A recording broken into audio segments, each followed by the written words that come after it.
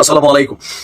বাংলাদেশে এই মুহূর্তে আলোচনার প্রধান একটা টপিক হচ্ছে আমাদের সেনাবাহিনী এবং সেনা প্রধান যিনি আছেন জেনারেল ওয়াকারুজ্জামান।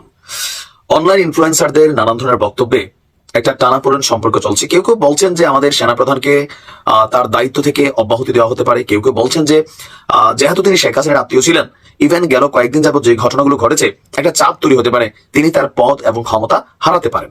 তবে বাস্তবতাটা কিন্তু ভিন্ন। আমাদের সেনাপ্রধানের যে আপনার চৌকস এবং বিচক্ষণ মেন্টালিটি, যে উদ্ভূত পরিস্থিতি, সকল কিছুকে তিনি শান্তভাবে ঠান্ডা মাথায় যেভাবে ব্যালেন্স করেছেন, বিষয়টা কিন্তু প্রশংসনীয়।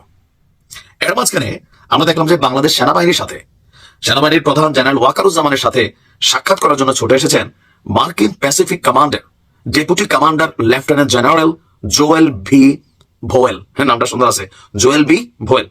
হঠাৎ করে কেন মার্কিন এই জেনারেল আমাদের সেনাপ্রধানের সাথে সাক্ষাৎ করলেন? আসলে কি প্রেক্ষাপটটা কি? গতকালকে বাংলাদেশ সেনাবাহিনীর ফেসবুক পেজে এক পোস্টের মাধ্যমে আমরা এই তথ্যটা জানতে পারলাম। পোস্টে বলা হয়েছে জেনারেল ওয়াকারুজ্জামানের সাথে US army Pacific commander deputy commander যিনি আছেন লেফটেন্যান্ট জেনারেল, তার একটা প্রতিনিধি দল, মানে তার নেতৃত্বে একটা প্রতিনিধি দল সেনা সদরে সৌজন্য সাক্ষাৎ করেছেন। তো সাক্ষাতের বিষয়বস্তুটা কি? বিষয়বস্তু হচ্ছে আপনার পারস্পরিক কুশলাদি বিনিময় ছাড়াও বাংলাদেশ এবং যুক্তরাষ্ট্রের সশস্ত্র বাহিনীর মধ্যকার যে সক্ষমতা আছে সেটা বৃদ্ধির বিষয়ে বিভিন্ন বিষয় নিয়ে তারা আলোচনা করেন। এই সময় US army Pacific commander deputy commander জাতিসংঘ শান্তিরক্ষা মিশনে বাংলাদেশ সেনাবাহিনীর যে ভূমিকা, আমরা জানি যে বিশ্বের যে কয়েকটি দেশ থেকে জাতিসংঘের সবচেয়ে বেশি সেনা সদস্যরা পার্টিসিপেট করে তার মধ্যে কিন্তু বাংলাদেশ অন্যতম। তো সেই কারণে বাংলাদেশ সেনাবাহিনীর ভূমিকা নিয়ে তিনি প্রশংসা করেছেন। এছাড়াও একটু সিভিল পাওয়ারে মোতায়েনরত বাংলাদেশ সেনাবাহিনীর সদস্যদের পেশাদারিত্ব এবং বিভিন্ন কার্যক্রমেরও প্রশংসা করেন।